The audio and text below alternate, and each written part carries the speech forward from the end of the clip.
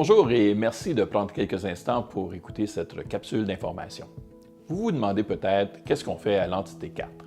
C'est un organisme communautaire qui a été nommé en 2010 par le ministère de la Santé et des Soins de longue durée pour travailler à la planification des services de santé en français et conseiller les décideurs sur la mise en place de ces services.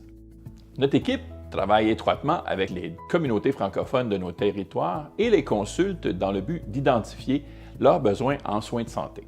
Ensuite, nous préparons des recommandations sur la planification, l'organisation et l'intégration de ces services.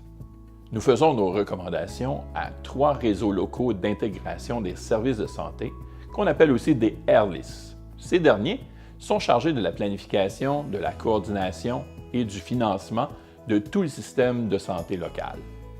Notre territoire comprend 3 RLIS, le RLIS de Simconormuskoka, le RLIS du Centre et le RLIS du Centre-Est.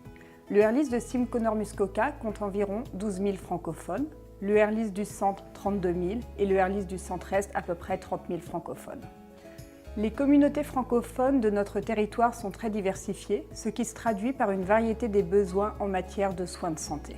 En plus des célébrations des 400 ans de la francophonie ontarienne, nous avons une raison de plus de célébrer car le mandat des entités de planification a été renouvelé en fin d'année par le ministre de la Santé et des Soins de longue durée pour un autre terme de 5 ans.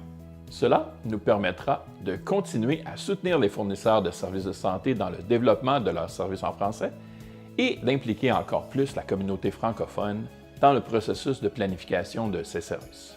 L'année 2015 a aussi été marquée par le lancement du document de discussion Priorité aux patients du ministère de la Santé et des Soins de longue durée.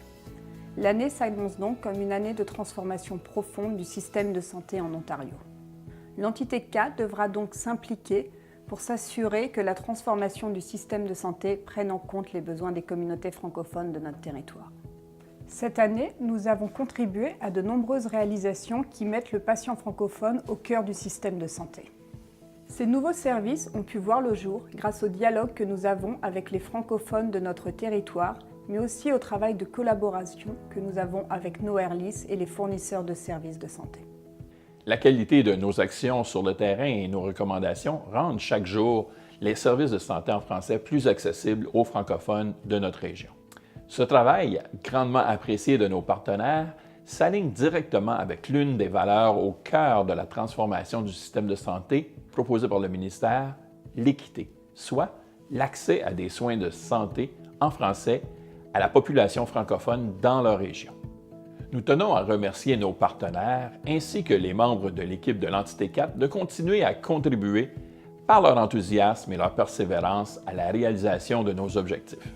Un merci tout spécial aux membres des communautés francophones de nos régions qui nous soutiennent et alimentent nos réflexions. Merci de votre écoute et au plaisir de vous rencontrer très prochainement.